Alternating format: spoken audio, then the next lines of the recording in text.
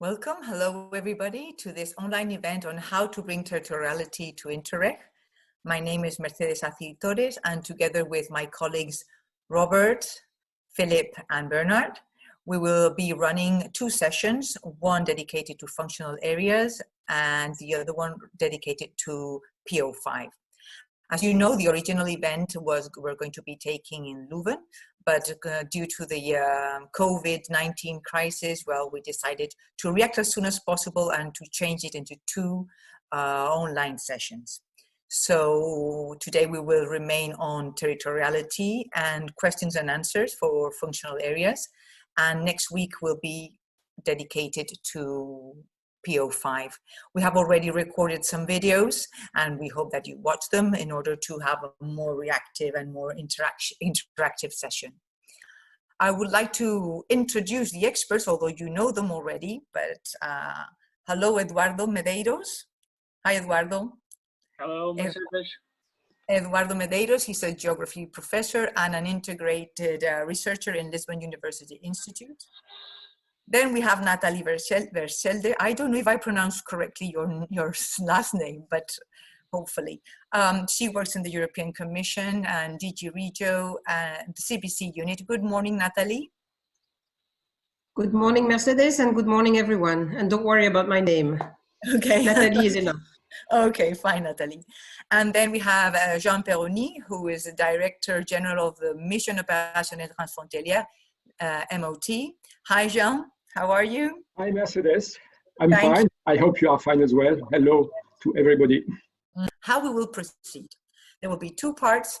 The first part will be questions and answers based on those that you sent, and we collect and cluster them. There were 7 questions, major questions, and those will be asked to our speakers.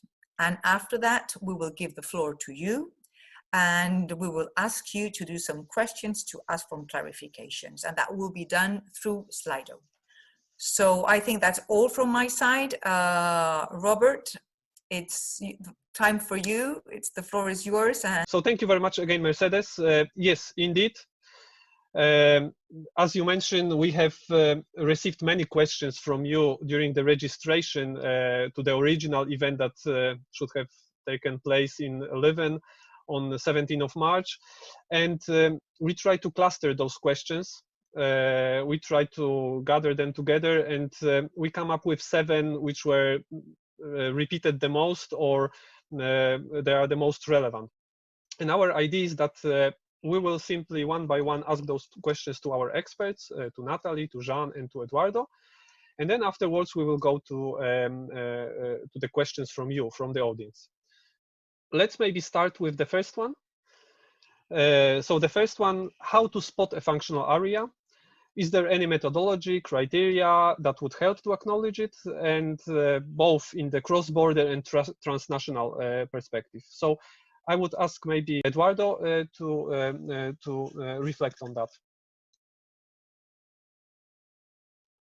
Thank you, Robert and Mercedes. Hello, everyone. I brought a presentation because I think it's easier to maybe answer it with images. And I would say that there is 3 keywords that I would advise everybody to bear in mind when they speak about a functional region. You need to have linkages or connections, but at the same time, you need to have interactions. So we cannot just go in one direction. It has to go in both ways. But I think the last word is the most important one. You need to have some interdependencies, you know? So the methodologies need to use these to find flows, usually commuters, cross-border commuters, for instance, that link 2 locations or more locations, that show some interactions, and that show that there is interdependencies. And the eloquent case can be, for instance, Luxembourg. You know, Luxembourg cannot close its borders now fully. Why? Because they depend on workers, on medical workers and other workers, for maintaining their economy, for maintaining their health services. So this means that there is some functional degree of interaction all around Luxembourg, and you can find these in many other parts in Europe. So how can you spot these functional areas? Where you can go to available literature.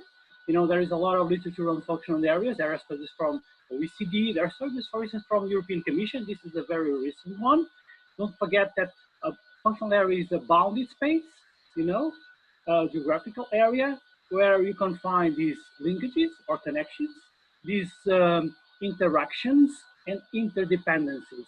So you can go to literature that is available at this European level and see if you can spot your functional area in your specific cross-border region or transnational region. So you can use literature that uses, for instance, definitions of functional areas in studies like ESPON, and so that you can spot, you know, wider areas of functionality. There is also already studies and literature that identify specific functional areas in specific areas. This is an example of the Lille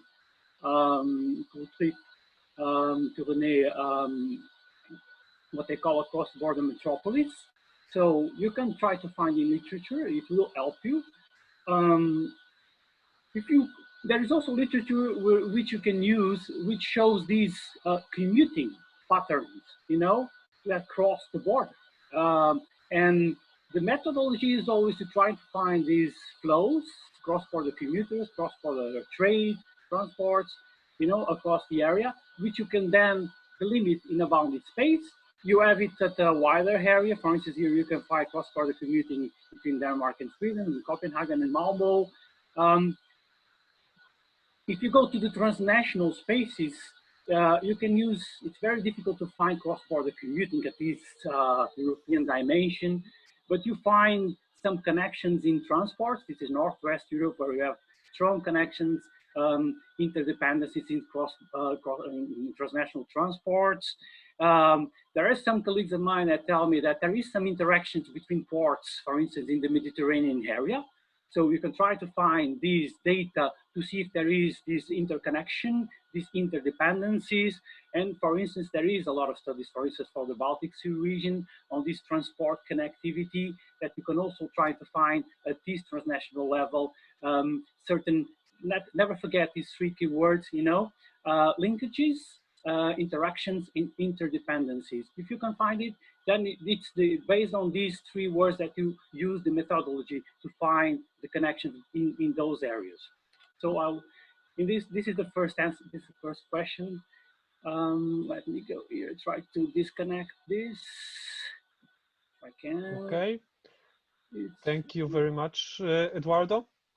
Yeah, I think it clarifies a bit that there is some literature on that, and of course statistical data, and it's of use as well in the when you want to spot such a thing in your program area. But of course, the devil lays in the details, and each program should look from their perspective, as I understand, and to try to find the best sources for and proofs for this data. Okay, so maybe we can go to the second one. Having a functional area in my program, is it a must, or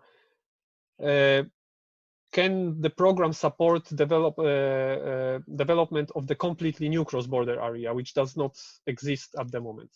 Natalie, so I would like to pass this question to you. Is it a must for the future?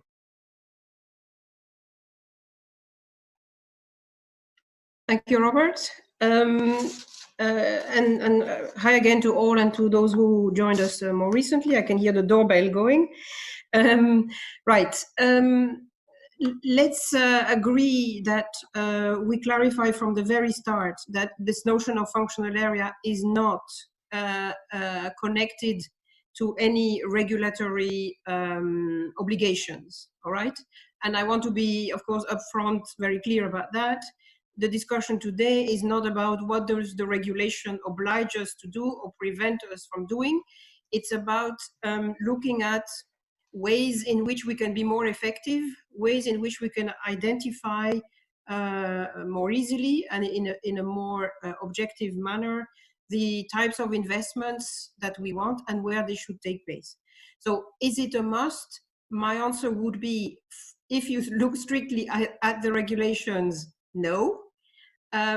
If you look at what you want, how you want to use the Interreg funding, and if you want to have the highest possible impact in your program area, then yes, it's a must for us. So it's not an obligation, it's not connected to articles of the regulation, but we see it very much as a tool, as a helpful way of looking at a territory in which the programs are going to be acting with projects and funding and even the governance of the program. So I would say that you should spend a bit of time to understand the territory, and fundamentally what I would say is that to the three words that Eduardo has mentioned, linkages, interactions, and interdependencies, this is absolutely heart of the matter. This is the key that we want to look at, and we want to forget administrative boundaries, whether inside a country or between two countries. We don't want to be that to be the starting point. Administrative boundaries have a role to play, they have a function. Obviously, we are not here to kickstart a revolution, but when you talk about development and territorial development, which is what Interreg is all about, you cannot start really from the boundaries that are decided nationally or at European level. You have to start looking at the territory where the actions take place, where the businesses are developing, where citizens are going for health, for work, and stuff like that. So this is really for me the answer. You must look at it if you want to program effectively for the next programming period. Okay. Thank you. Thank you very much, Natalie. I think it gives us, very nice explanation to that. So as I understand, it's about looking for those areas whenever it is possible and whenever we can prove that there are linkages, there are any things that connects us in this way, in any way, in any subject. Okay, so let's move to the third one. So how to properly delimit the functional area? Is there any methodology also on that? And Eduardo, I again would like you to reflect on that. Any hints? Okay, thank you, Robert. Yes, I agree with Natalie said also. And so how can we do this? Of course, in a scientific manner, how can you identify these functional areas? If you don't have any studies already made, you can try to get data related to cross-border commuting. And for instance, this is an example in the south part of the Swedish-Norwegian cross-border area. And there is cross-border commuting from Swedish people that work on the metropolitan area of Oslo. So there is this data, and if you identify where they commute, you can identify this bounded space, which is the cross-border functional area. But for me, as Natalie said, it's important to know that a cross-border area is a far more wider concept. So we need to understand that the cross-border area is where actors actually are willing and can make cross-border cooperation happen. And from the past experience in evaluating Interreg, because I've been evaluating Interreg since the first Interreg, since 1990, so I've seen that these administrative boundaries actually do not work very well to delimit these cross-border functional areas. What works is the areas where the actors are actually implementing the projects. So this can be seen by using databases from the projects and see the location of the projects, where they are taking place, or the location of the partners, what is the interaction between them, you see the project intensity, and afterwards, of course, go again to this idea of cross-border functional areas, try to identify areas of cross-border commuting. but also see where are the location of natural protected areas across the border that can be implemented in a common way. And to add to this, there are other factors that are important. If you find an area across the border that strong cultural affinities, you should include this area. If you have cross-border public services that are being used by persons from the other side of the border area, you should include this as a criteria also to delimit your cross-border area. Also, the existence of cross-border entities, not the whole scope of the cross-border entities sometimes is too wide, but where actually the cross-border cooperation is taking place. And finally, you need to take into account, and because you need to answer to Natalie in the end, on the impacts of your program. So at best, you should try to adjust it to existing statistical units like NUTS3, like municipalities, because you need to get this data to evaluate the project. So I give an example of what I did, for instance, for the Inner Scandinavian Border Cooperation's sub-programs of Swedish-Norwegian Interreg. I got this data from databases where I saw the location of the main partners on each side of the border. Well, many projects were cooperating. You know, there's a lot in the city capitals, for instance, of Hamar, the capital of Denmark, and Karlstad, the capital of Varmland.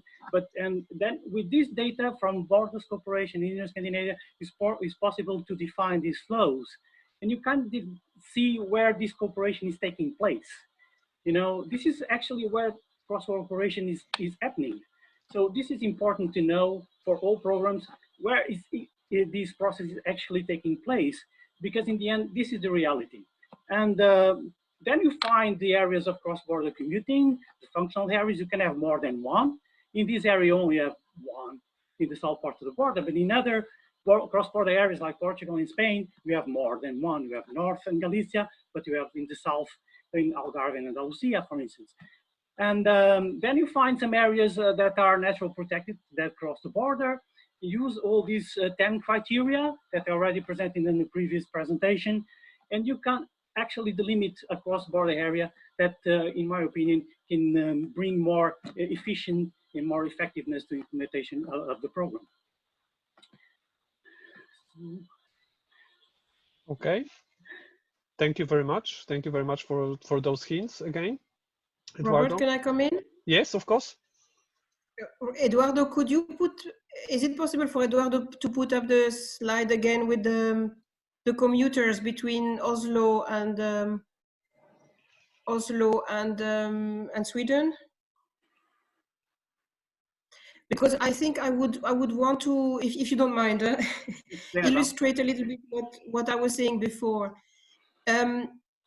Clearly here you have an area where there are a lot of movements between the two countries for employment purposes. Yes. And so here Eduardo has managed to map this and to show it. And most of us can do that on our border regions, not necessarily completely detailed, because sometimes the statistical evidence is not collected systematically. And Eduardo is right that this is important. But at the same time, very often you do know, we are not talking here in a vacuum, we are talking about real territories, real regions, and you do know that between town A and town B, for instance, there are a lot of commuters every day. So you could define in this Sweden-Norway cooperation framework, you could define this that you see here in blue as your employment functional area, as your catchment area for employment. And it would be up to the Interreg program, if the political level decided that employment is an important issue, to then recognize that this is the zone in which we need to act if we want to promote cross-border employment, make sure that Swedes and Norwegians have equal opportunities, equal access to employment on both sides, to jobs. Then you would want to then look at, you know, is our public transport system fit to then also bring people to jobs across the border? And you start this whole discussion about having a functional area, which is based here on employment. And you then need to look at the different aspects of employment that you would want to improve so that people can have equal opportunities, because it's all about people at the end of the day. It's all about citizens living in cross-border regions. We've been discussing this now for the last 5 years.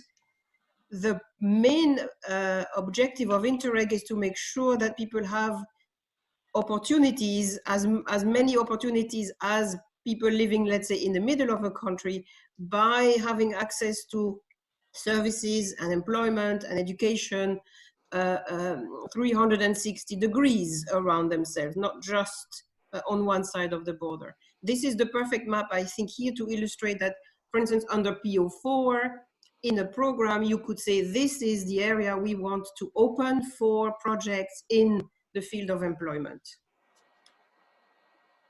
Thanks. Thank you very much, Natalie. Thank you very much, Eduardo, for this contribution. Yeah, I think, yeah, it is a very good example in this particular field. So yes, okay, let's move on. The next one, number 4. Is there any connection between the functional area and the selection of the priority objectives for the future? And for this question, I would like to pass to Jean. Yes, Jean. Hello, everybody. Hello to the newcomers in the meeting. Well, I think it's in fact a very simple question, because it's very much linked to the way a program should be prepared. And basically, when you prepare a program of the cohesion policy, you have to first make a diagnosis of the area where you work, and then you build a strategy for the program, which means you select priority objectives. And in fact, the selection of the priority objectives and the thinking about the functional areas should be done in the same moment. To be more specific, I will go through the different objectives that are proposed by the draft regulations. And in each case, it's not difficult to see what should be these functional areas. If you take, for instance, the Smarter Europe and promotion of innovative and smart economic transformation, then in that case, you may think, for instance, about the triple helix, this idea that it's important to connect universities, firms, and also local authorities and people who live in the territories. And in that case, it's possible to try to find these functional areas. That's to say, to find the flows also across the border, linking universities, linking firms, SMEs, and made possible also by transport. And if I would advise some methodology, there is a very good reference in an OECD publication, which is Regions and Innovation, Collaboration Across Borders. So it's available on the web, you can have it. If you take the second objective, which is this green, low carbon Europe, if you take some subtopics, I would say, like green and blue investment, for instance, they are very much linked with territories. We can think about Natura 2000 sites. We can think, as we are in the cross-border context, about cross-border mountain massif, like Mont Blanc Massif, or like river valleys, which can cross the border. In that case, the blue investment in a cross-border river valley, the functional dimension is self-evident. If you take the third objective, which is this more connected Europe by enhancing mobility, in that case, we are very much in the field of transportation. And of course, again, we will find different scales. As I explained in my preliminary presentation, you have basically some, I would say, what we can call local scale. With, if we take, for instance, the Upper Rhine, you have these Euro districts, Strasbourg, Kehl, and Ortenau, or you have the tri-national Euro district Basel. In that case, the mobility is a rather urban local mobility. And so in that case, it's more about, I would say, tramways or buses. If you think wider scale, that would be the upper region, then it's more about trains, about regional transport. And so in these objectives, the functional areas, it's connected with the existing transport system, but it can also be, of course, it can happen that there is a missing link, so that there are some transport infrastructure or services that are lacking. And so in that case, we have to think also about who needs to be transported. And so it's also, of course, related to the issue of work or business or innovation. If you take the fourth objective, which is the social Europe, I think of two major topics that are labor market. We aim at facilitating the crossing of the border to find jobs. And in that case, you have to think about employment catchment areas, about travel to work areas. And you have to, it's possible, as Eduardo explained, it should be possible to try to find the existing flows and to design these areas. The same for health. So it's, in the case of health, it's related to the reality of the cross-border territory with existing hospitals on either side of the border. And so if you think of health projects like the zones of access to healthcare that exist on the French-Belgian border, for instance, the design of such zones, it's a functional approach which combines the existence of the hospitals, the possible complementarity and networking between them. It can also lead to see that there is a hospital missing. Just the example of Sardinia, where obviously there was a need to build a new hospital. If you take, finally, I would say the Europe closer to citizens and the integrated approach, then in that case, of course, it's about combining these functional areas and trying to find areas that allow to address the citizens, not only in one sectoral topic, but as people that live in territories where they are interested in crossing the border, as well to work, to go to cultural service or simply to meet people. And so in that case, it's more the territorial approach that will be developed in another workshop perhaps also about the methodology.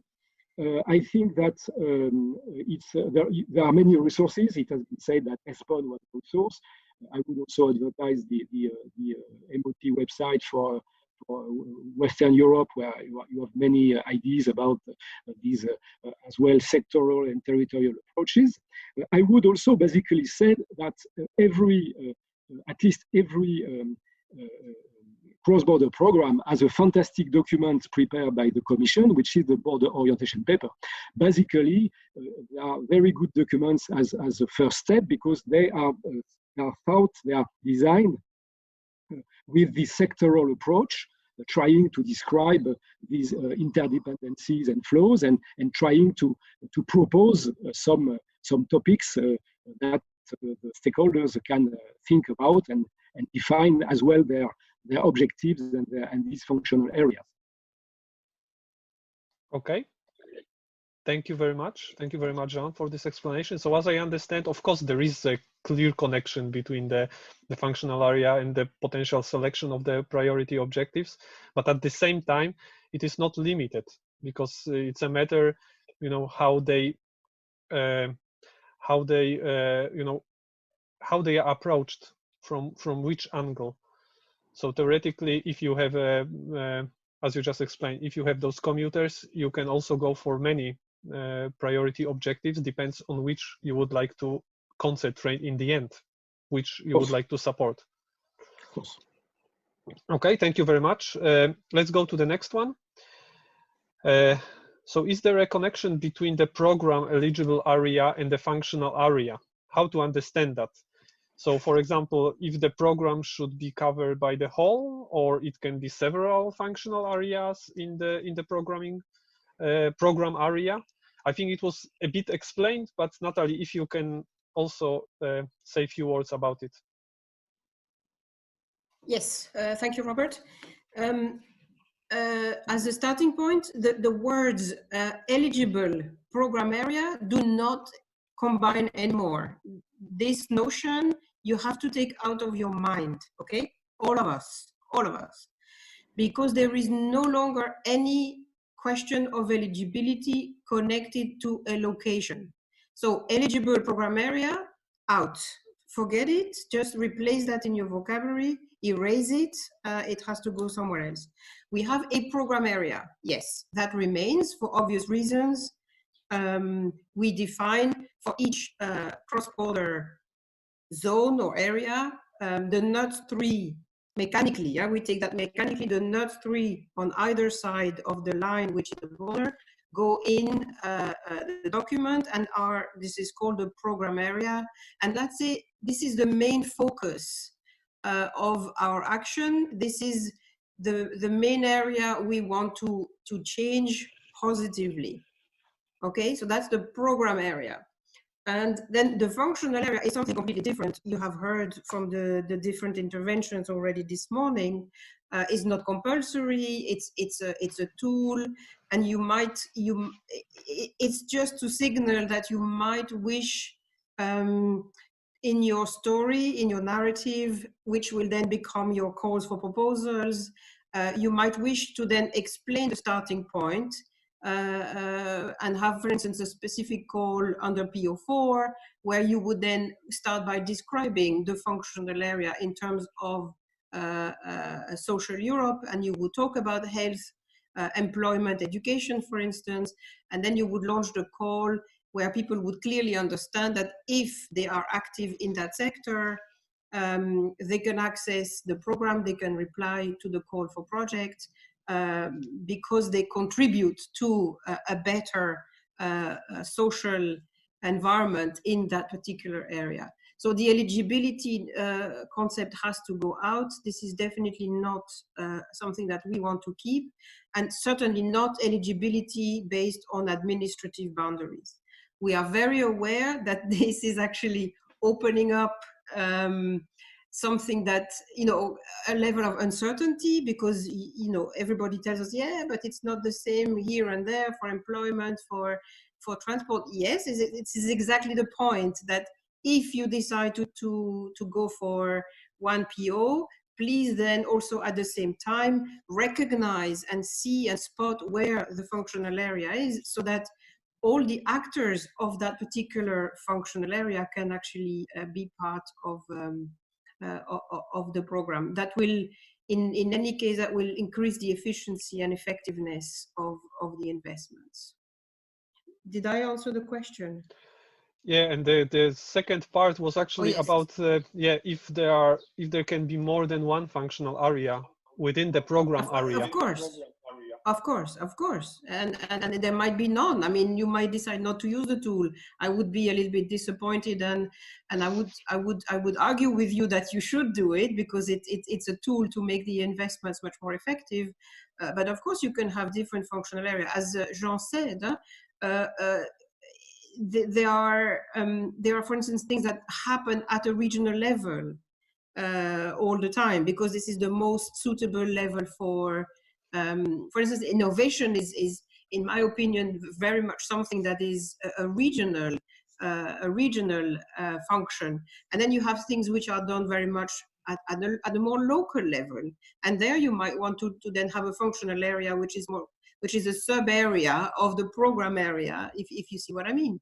So, and if you look at Portugal, Spain, Eduardo mentioned it, there's no way you can have one functional area in that context, because it's an incredibly long border where between the south and the north there are very, very few linkages and interdependencies.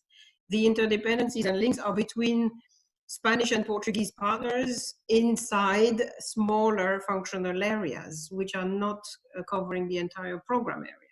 So yes, you can have many. We would prefer to have them identified in your program document, because as Jean said, it should be evident as part of your diagnosis. So when that is in the program document, we would want to then see, yes, we have identified a functional area for employment, and then develop the narrative of what you want to do in terms of employment. So you can have more than one, indeed, and you can have none if you choose to have none, but then please be prepared for some tough discussions with DG Regio.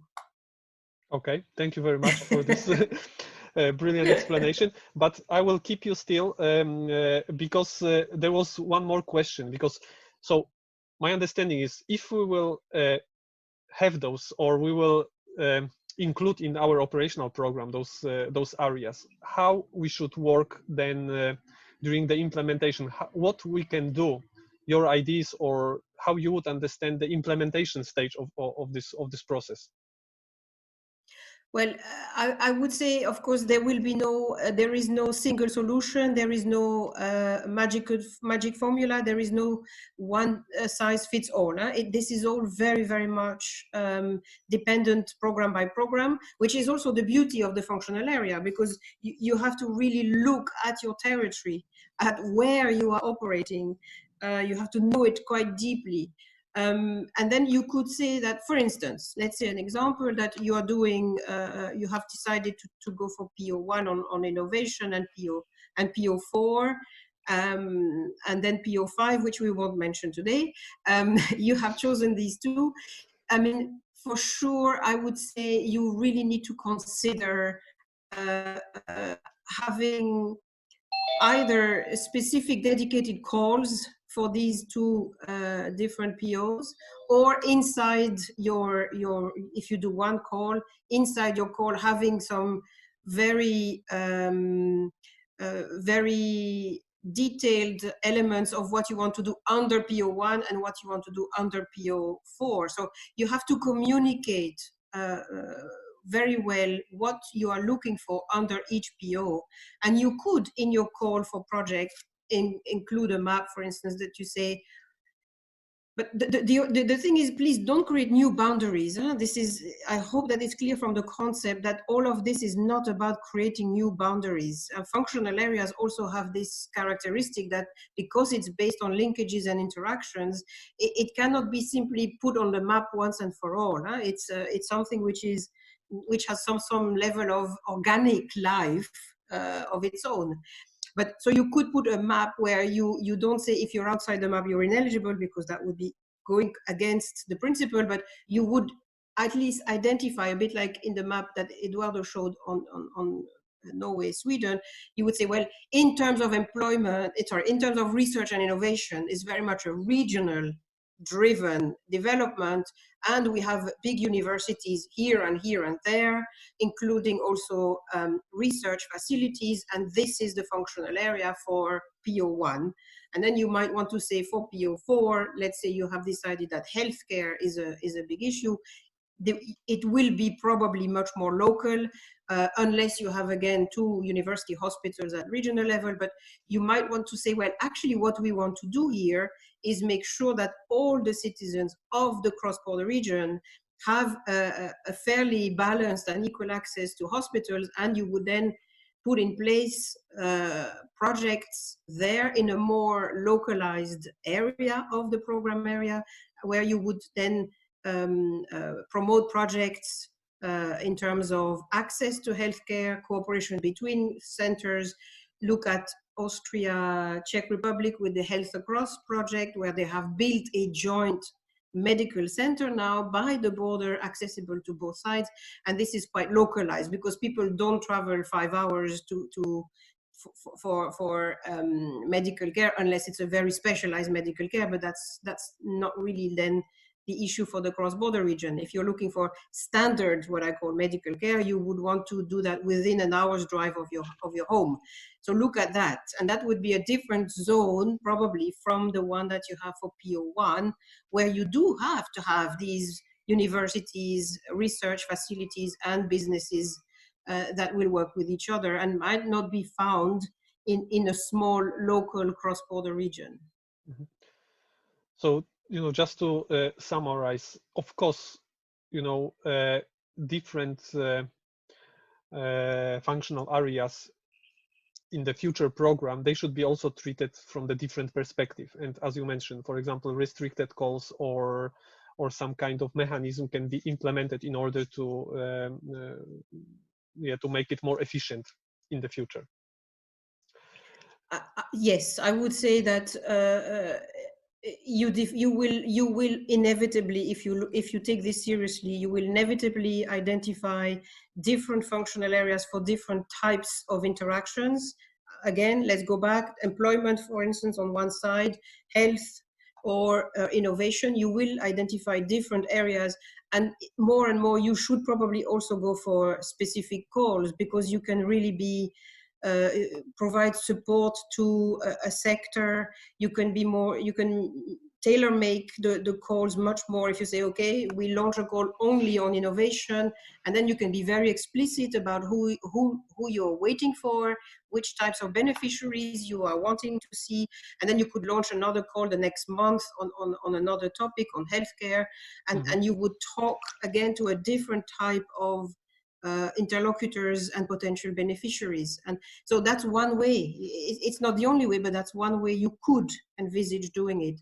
You could also think that you have different type of subcommittees to select, steering committees operating under the monitoring committee, where you have more specialized people around the table who can actually really judge whether a project is right, whether it will have the impact that it says it will have, whether it fits into the more general strategy of the area. You see, so you have different mechanisms that you can put in place.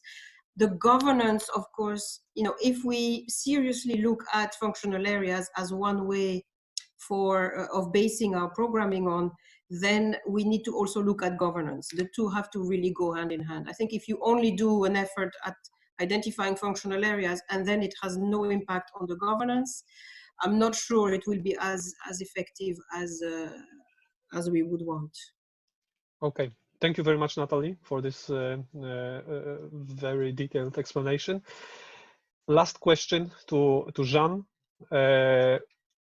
Is there any connection between the functional area and the macro-regional strategies? Okay, thank you, Robert. Well, yes, there is some connection. I would say that the way of thinking is not different as the one I expressed for the more cross-border scale. The point is as well, in the same moment, I would say, to think about sectoral priorities and also functional areas. To be more specific, I thought of speaking about the Alpine strategy, the Alpine macro region. If you take the three, I would say, more thematic pillars, you have a first pillar, which is economic growth and innovation, and also linked with job opportunities.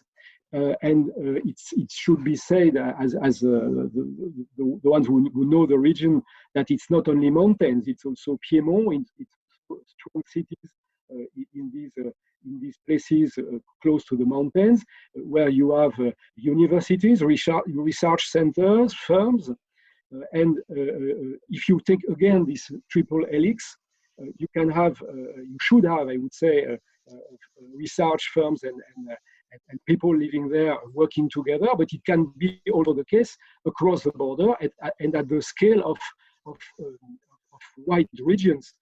I think, for instance, of cities in France like Lyon or Grenoble, they can and they already work with Italian cities of Torino, Milano, or with Swiss or southern Germany cities, or even going to Austria or to Slovenia to work on these topics of innovation. So again, the point is about knowing what are the real flows, the flows of research networks, the flows of connections between the firms, and also what could be the potentials, where it could be interesting to work, to exchange ideas, to exchange research and transfer research to firms. So this can also be thought at the scale of the macro region itself, or within intermediate scales, and you cannot design these such a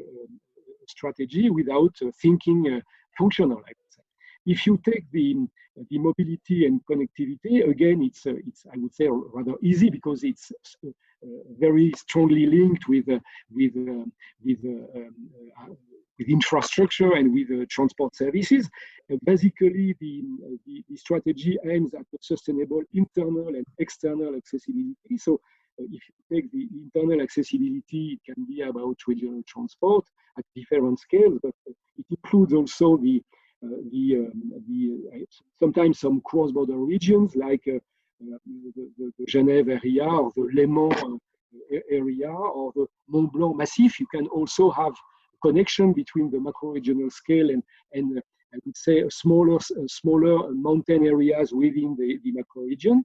And of course, you have, if you take the issue of external accessibility, you have in the Alps a very big challenge, which is how these European flows cross the Alps or sometimes also circumvent the Alps. And in that case, it's very much connected with the issue of trans-European transport networks, intermodal corridors, and all that. And so in that case, the functionality is very much linked with these TEN-T and corridors.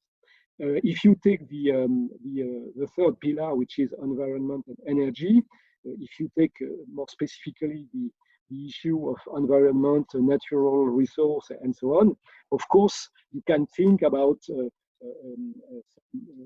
more local aspects and that are often cross-border, because many of these mountains are also the place of a border.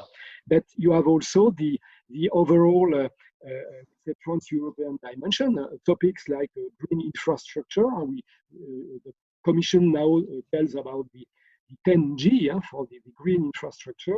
Of course, this is a very good approach in a place like the Alpine region, because there is a logic to think about how the mountains or the rivers link, I would say, the different subregions of this big natural area that is the Alps. And perhaps to finish, you have also in this macro region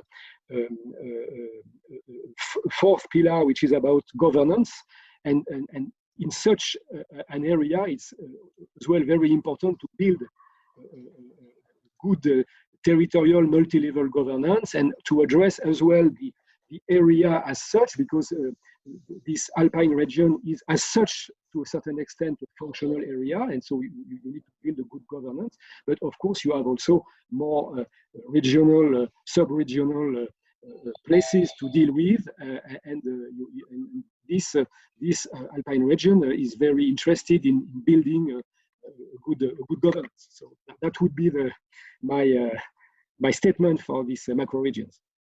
Okay. Thank you very much, Jean, for this contribution. Actually, thank you all of you for those very interesting answers to those questions.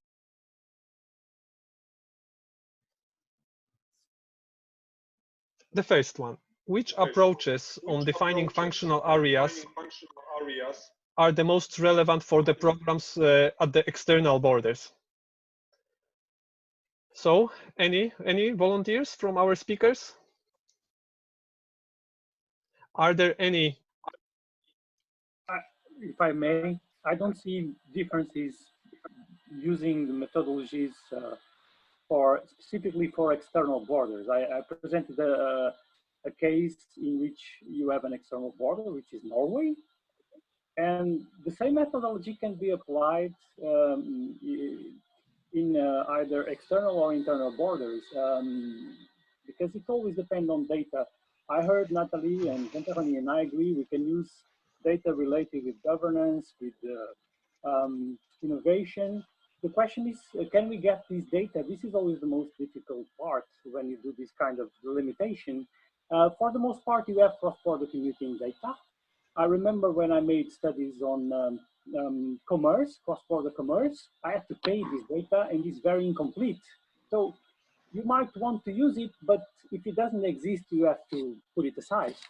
There is information on linkage between universities. There's a lot of projects in Interreg that have created networks across border universities in all across Europe. So this data can be accessed by analyzing the Interreg programs, because outside Interreg programs, I don't know many of these projects. So I don't see any specificity for delimiting these cross-border functional areas in external borders. I think it has to be done in the same manner than in between internal borders, in my opinion. Okay, thank you very much, Eduardo. Yeah, indeed, very good example with Norway that you have shown us before, that actually it's an external border. And it's a matter of statistical data and finding it rather than saying that it's an external, so it's a very specific. Okay, the next one. Robert? Yes? Yes? Of course, I completely subscribe to Eduardo's answer. My only concern is that I guess maybe the question comes more from the perspective of more difficult external borders than the one between Sweden and Norway. I see there is one specifically on IPA. There is absolutely zero difference with IPA. You should work in exactly the same way. You know, this is a smart way of identifying how, you know, the best investments you need. Where maybe we do have to be a bit careful is with the external borders, where the external borders are even more difficult, I would say, than in the IPA context. And please don't get me wrong when I say difficult. What I mean is that crossing the border, for instance, is not an easy thing to do necessarily. There, of course, you have to take that into account. It will be more difficult to identify real functional areas where the mere fact of crossing the border is a barrier. So you'll have to think carefully there about where you have your interactions and interdependencies. It might be in things which are not of everyday life. Maybe in innovation, actually, there would be some potential there to do some good work on identifying regional functional area, and maybe less on healthcare, where I can imagine that the lack of also European regulatory framework, common European regulatory framework, will make things maybe more difficult, and therefore the interactions will be more limited. You see, this is also why this is so relevant to cross-border region, is that we, in many fields of life, we have the same regulatory framework, at least at European level. We have directives or we have regulations, which means that we should all work along the same bodies, legal boundaries, if you want. With, of course, ENI countries, and to some extent, but less extent to the IPA countries, it might not be always so easy. So I take the point that for external borders with the ENI countries and with IPA countries, you might have to take a more careful approach because of the limitations that you have in the interactions. But the principles are absolutely the same. Don't get me wrong. The principles are absolutely the same. How we then put them into practice might be a bit more complex. Okay, thank you very much, Natalie. So I think both questions were answered. The second one, Mercedes. Both questions are that, okay, not this one. Not this one. No, this one. Which approach? This one? Yes, this one. Okay, Natalie. Question also to you. Should the result indicator baselines be defined for the functional area or the program area as a whole? Very technical. Yes, and not my forte. I have to think a little bit about that. I would say, of course, the easy thing is if you have, if you define a functional area for a specific objective, you should, of course, define your baselines on that functional area. It makes no sense to then bring the baselines back to the program area if your planned interventions are are going to involve others. So the baseline should probably reflect that. Where you don't select, where you have, yeah, it's going to be complex. That I can take that question from Iveta and reflect a bit also with my colleagues in charge of that particular aspect and come back. Because we might have complex cases, you're right, where we have several functional areas, and there you would have to probably compile the results and come up with a global indicator. So let's, Iveta, we will think about that, all right? May I just briefly intervene here? It's because the concept of indicators was completely changed for the forthcoming period, and output as well as result indicators in post-2020 will be based on at project level. So the whole concept of the result indicator, which was very difficult for the programs for this period, is no more in post-2020. So the question can be answered easily. Outputs as well as results are collected at project level in future. So no worries about result indicator baselines to be defined at level of functional areas. That shouldn't be a big worry, except you have a very specific functional area where you have the feeling that some of the future achievements you would like to have in your program are already there. Like, for example, if you have a result indicator like joint structures to work on cross-border issues, you might have already one or two joint structures in functional area when you start a program, and your target is that you add 3 more in the during the program period. That could be the case, but I guess in most cases you can look at it quite separately. Just to briefly explain a bit the new concept on indicators for the next period. That's from my side. Thank you so much, Bernard. You know, I'm not following that very closely, so I'm so happy you can clarify that. The most important also message is that we will collect all those questions and we try to prepare some kind of document later on where we try to gather also all the responses. Okay, let's go to the next one. Based on Article 4 of the ETC, does the functional area have to be inside of the program area? And if it's outside, can it receive support? So is it possible, as I understand, is it possible that the functional areas go beyond of the program area? Of course. I don't know what language I'm speaking. Of course, there is no limit to that. We said that. And can it receive support? Yes. It's the eligibility of funding is no longer connected to location. So yes, and yes, and yes. What I cannot say is whether your political representatives, elected representatives, will accept that. But this is definitely our line. Mm-hmm. Okay, thank you very much.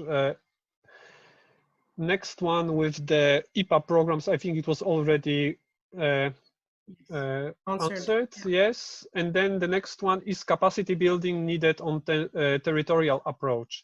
For whom, by whom? I volunteer for this one, if you wish. Yes, please. Thank you, Sabine. Thank you, Sabine, for asking the question.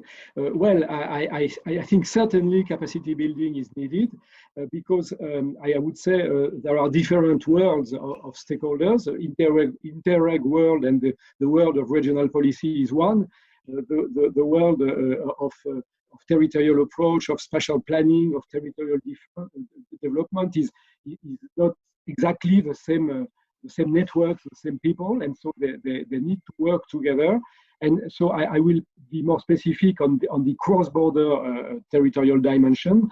We basically in MOT advocate for capacity building in every cross-border region, and we have good examples. You can find, for instance, in the Upper Rhine, the Euro Institute in Kiel, which is basically built to favor, I would say, cross-border knowledge of the other side of the border and the cross-border region, and they are working for all people involved in cross-border cooperation. So it's not only the programs, it's also the people in the different sectors, it's the local authorities, but also the public administrations, including the national public administration. It can be all people interested by cooperation.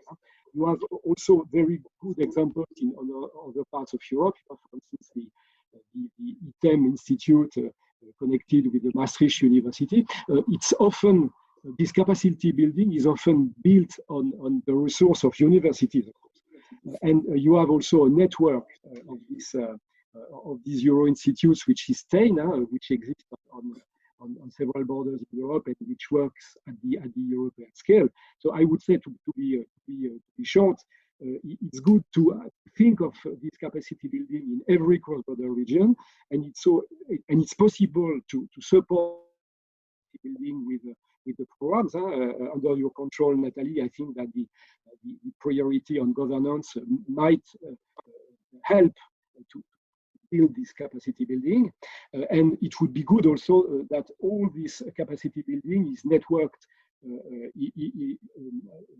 on the overall scale of the EU, with these local institutes working with organizations like Motorski around Hungary, and with AEBR and at the European level. And of course, this capacity building should also use the resource of programs like ESPON, like ACT, Interact, obviously, and we are ready to join forces on this topic.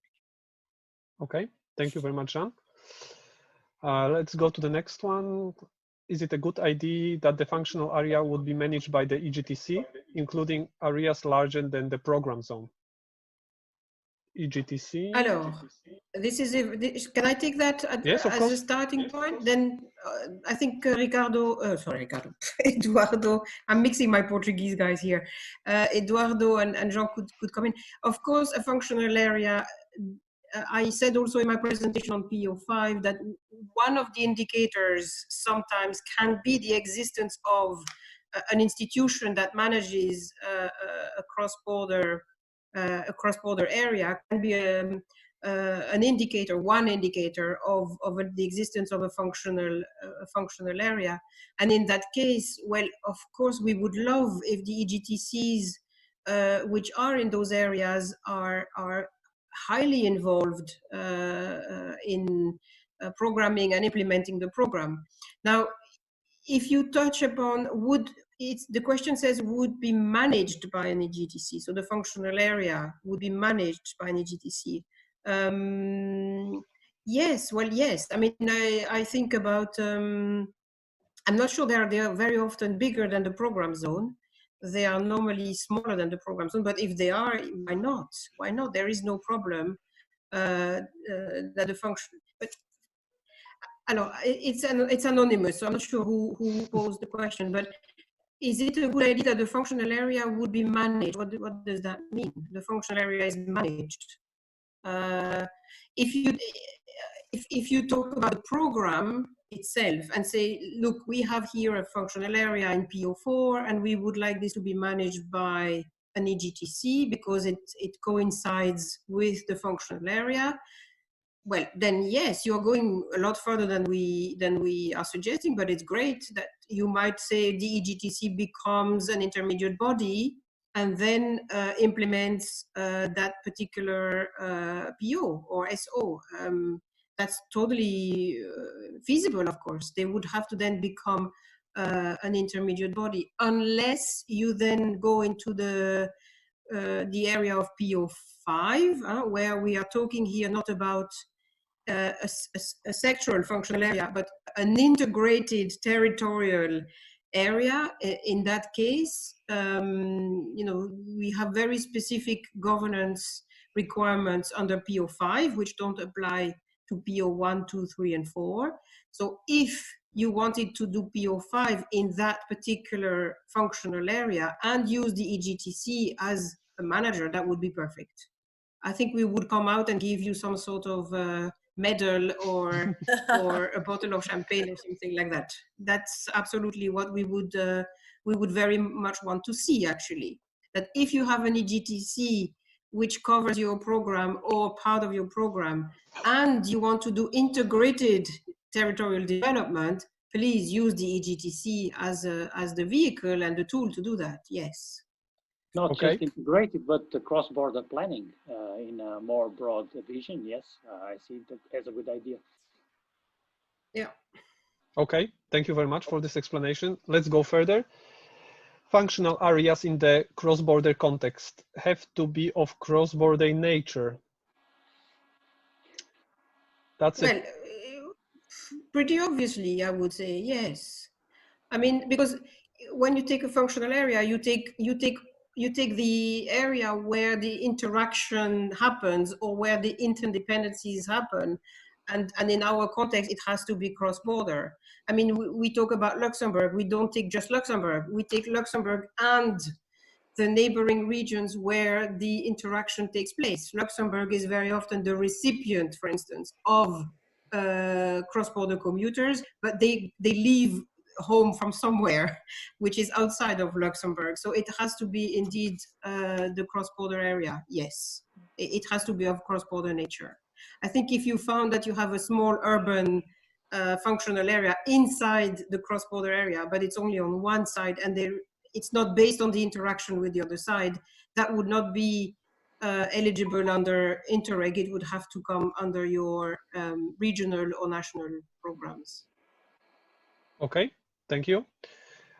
I think that one was partly answered, but Natalie, can you again explain how would be co-financed by the participation of the partner located in the functional area to the member state outside of the program area?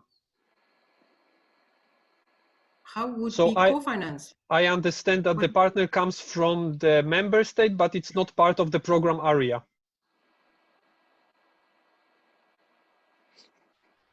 But it's still eligible to the ERDF funding. The way you then organize their co-financing is up to the program.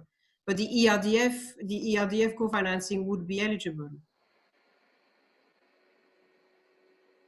I'm not sure I understand. Maybe also coming from Ricardo, maybe what about if it's not only a member state, but also maybe an ENI country, a neighborhood country, thinking of functional areas also neighborhood programs? Well, the neighborhood programs don't get the ERDF anyway. They get the ENI part of the funding. So either they're eligible to the ENI part of, or they are not. And if they are not, they have to bring their own financing. But as I understand, or they have to bring ENI financing from another program, like from a national ENI envelope that also exists. Huh? But I think it's very much connected to this notion of program area and the functional area. So it's not, eligibility aspect that you have explained before. So there is no more eligibility in terms of partnership. It's more like program area which counts and working for the benefit of the program area. Robert, maybe Ricardo can clarify this, because we are talking about what we are considering, what he's maybe only in this case he could clarify. I don't know if it's possible. He raised his hand, yes. Yeah. No, just briefly, coming also from a very federal country, Austria, which is pretty similar to Italy, I think it's the question if the partner is from a region not located within the program area, that usually poses huge questions in federal countries like Austria. Oh, yeah. Because it's not, it's the question where the match funding for the project partner from the public should come from, or if it's then purely done from ONS. I guess that That's the underlying question. But then that's not a maybe question let's to the hear that's from not a question Ricardo. to the European Commission. That's a question to yourselves. Okay, Yeah. this is an answer.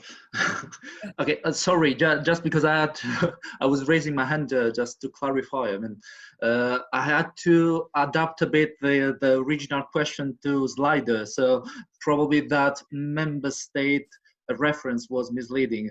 Of course, we're not questioning the eligibility. This is very clear and should be taken for granted. I mean, also for Natalie. Let's say calm, because of course we're not questioning the fact of being eligible. This is granted. We were just wondering how to ensure the national co-financing for partners located in functional areas identified within the program, but not belonging to the originary program area. I mean, of course, this vary, and of course, I have understood this last question, last answer. This is not a matter of the Commission. Still, I would like to know what could be the options. Well, I'm glad we do understand each other. This is not a question for me. I cannot answer that question for you. It will be, as I said before in my presentation or in answering some of the earlier questions, the whole question of governance, of course, has to be associated with this concept. And when I mean governance in the sense of not only government, but also then financial organization. This is all part of your thinking. I cannot answer that. I don't know what the options would be in the case of, for instance, Austria, where they slice the cake so to the euro for every region that takes part in a program. Well, of course, if you do that, it's very complicated to use a functional area approach, of course. And we will discuss that, I guess, program by program. Yeah. But this is something you need to reflect upon very much so, and especially the federal states or the states where the member states where the money is pre-sliced, the cake is pre-sliced and then distributed, regardless of the projects and the objectives, which is not. You can hear from my voice that this is not something that we favor, but we are also not so naive. We know we operate in a political context. But I don't have an answer for you, Ricardo, on that, apart from discuss this in the programming task forces and see how you can do it, whether there's more flexibility in how the funds are being distributed. Okay. It's already 2:30, guys. We need to choose a few questions and then 3 more questions. Okay. Yes, indeed, we are going. I think let's maybe take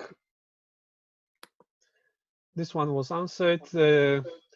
I think the next one is actually it was discussed that actually this is the reason why we are here, and of course those functional should be defined in advance to some extent.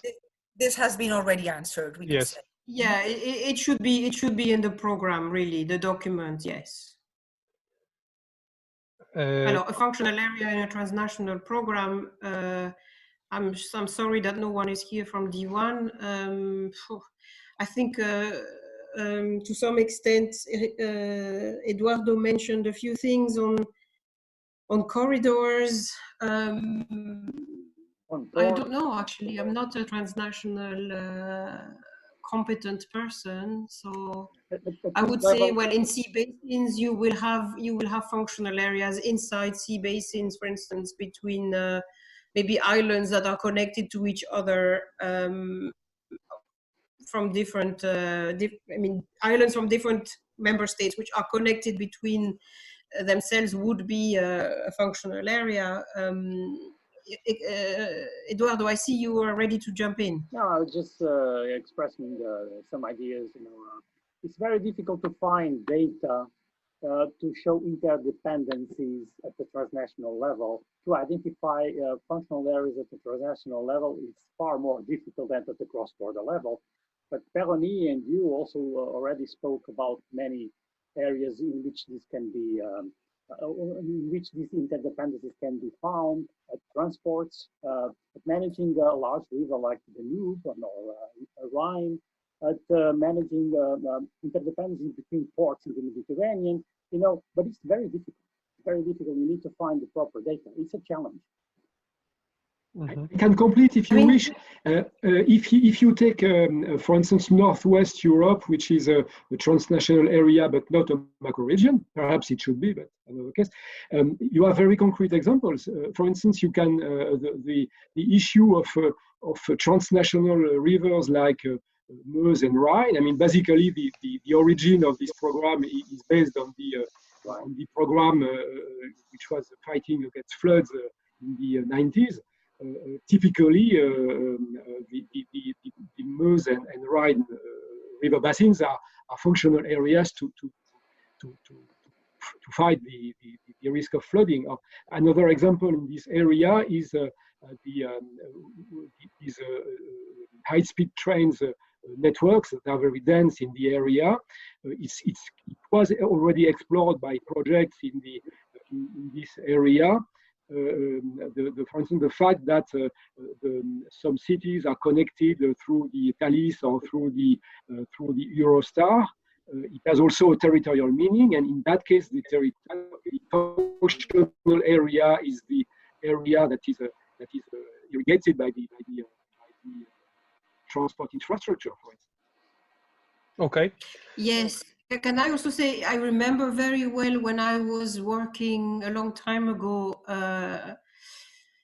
in Central Europe that there was a project based on a corridor, on a 10T corridor, and actually it was really very smart because what happened is that all the regions along that corridor decided to work with each other rather than compete against each other, and they wanted to see how the corridor would impact them and how they could then cooperate to make sure that they all benefited from the corridor positively and not negatively. And I thought that's a very smart thing to do. And you could then say, well, we put money aside for doing something like that in that area, and possibly even under PO5 with an integrated approach, look at the different actions that you need to take in different sectors to make the most of a corridor and reduce the negative impacts. Okay, last question. Do you see the link between the functional area and Interreg specific objective, better Interreg governance? Well, sorry, I guess that's for me again.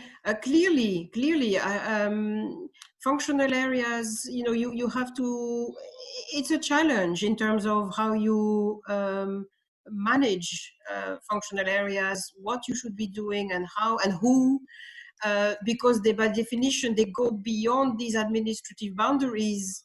It's not so obvious sometimes to decide how to address them. And indeed, in that case, for sure, the better cooperation Interreg specific objective would come in very handy to help with that. Absolutely, I see there is a lot of connection there. And even in some cases, if you don't feel ready with the functional area from the start of the program, please use then the PO6, as you call it here, to start looking at it possibly for the future, for looking at identifying the functional areas and then who should manage them, how, and what are the governance questions, should we have more EGTCs, Euro district, Euro regions, etc., etc. I think there is a very big connection between the two. Okay. And the last question from Ruth, you can say there, I can't answer, I'm not a member state, so I can't answer that. So you can also consider that question done, because it's not, no one around these computers can answer that question this morning. Yes. Will member state allow? We don't know. It's up to them. Huh? Mm-hmm. I think we are like 7 minutes already after, and we wanted to keep it short. I would like to thank all of our experts, especially Eduardo, Natalie, and Jean, to be present and to contribute to those discussions. I'm really sorry that we were not able to answer all your questions, or we were not able to also respond. I would say it's a nature of this online events. As I said, please forgive us for all the mistakes we made. We did it for the first time. I hope we will be much better later on. I would also like to thank you all my colleagues from the Interreg to prepare. It was quite effort for us to prepare, and as I said, we are also learning those new tools and this new reality. And what we will do, we will collect all those questions from the tool, from the that you have raised, and we will also try to ask all Natalie, Eduardo, and Jean, and try to prepare some kind of afterwards document where we will we will have some kind of report out of it. And last thing, but not least, next week we will have another one event. It will be on the priority objective 5. So registration is still open. So those who are interested, please please register. Thank you very much. Can I say something quickly? Yes, please. Please. On behalf of DG Regio, I would really like to thank Interact. I've already thanked you for all the efforts you put into this, but I would really want to thank Eduardo and Jean, who should have come simply for a day in Leuven, and in the end have ended up spending hours and hours behind the computer. So I'm so grateful to both of you. Thank you so much. And to the colleagues, you know, these two guys and their organizations, you know, you use your TA smartly, make sure that you can get input from them. And we will also send to Interact links for capacity building and things like that that you can then use in your programming preparations. Thank you to everyone. Thank you so much. Thank you for your participation. Thank you.